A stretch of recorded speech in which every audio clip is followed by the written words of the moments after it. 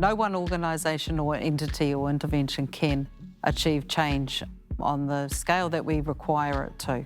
Kāinga Whānau Ora was our first collective impact piece of work that we did, and as a part of Kāinga Whānau Ora, we've made sure that we've got the mechanisms and pathways in place that whānau can be part of the decision making and that they can sit at the table. They are the ones that are telling us, you know, these things are important for us. And so with that engagement, it actually drives the initiative in a different direction.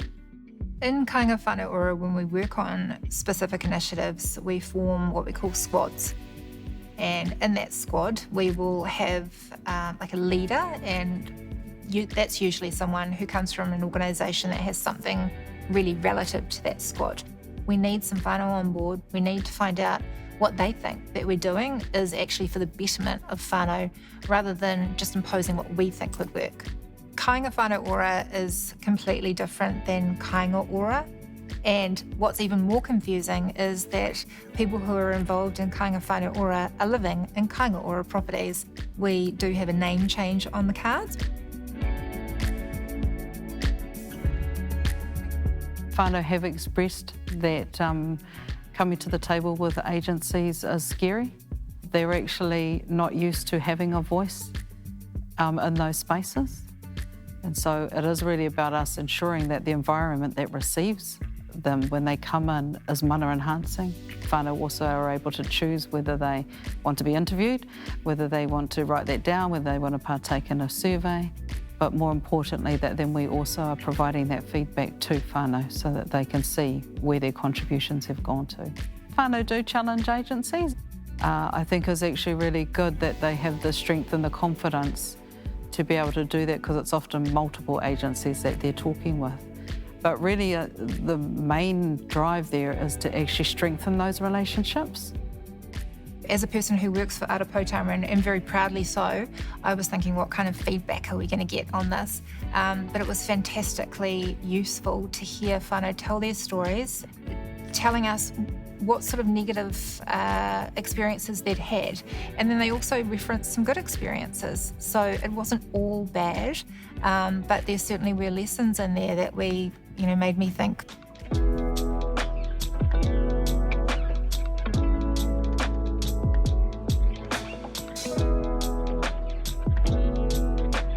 Engagement with Te Tihi Whānau Ora changed my mind about how to deal with minor traffic offences, first-time traffic offences.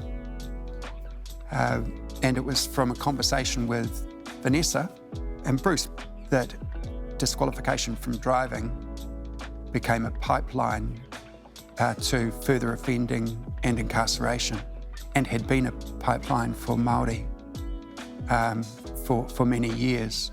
And I reflected on this and thought, well, that's dumb.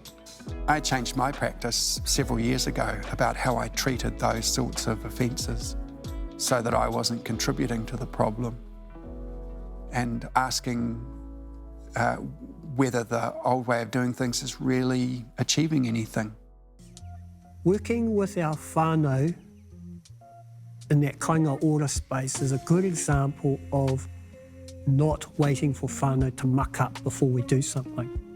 So Te Ara Mā Hora Hora was another program that's come to the collective. And it was around getting our whānau out of the learner space into the restricted and full driver licensing program.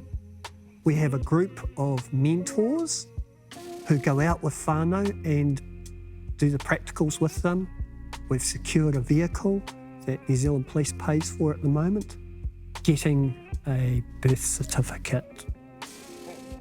Paying for the licence test.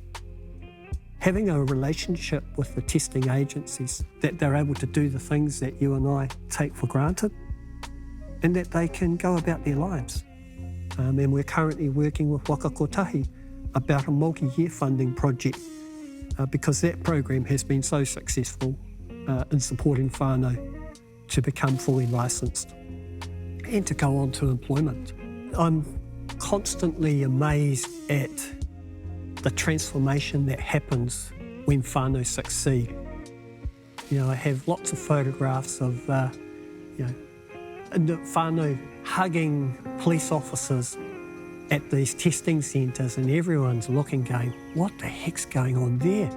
You know, that fella's a gang member, or that fella's this, or that person's that. It's far more rewarding for us to be working in that true prevention space, so that our whānau are safe on our roads.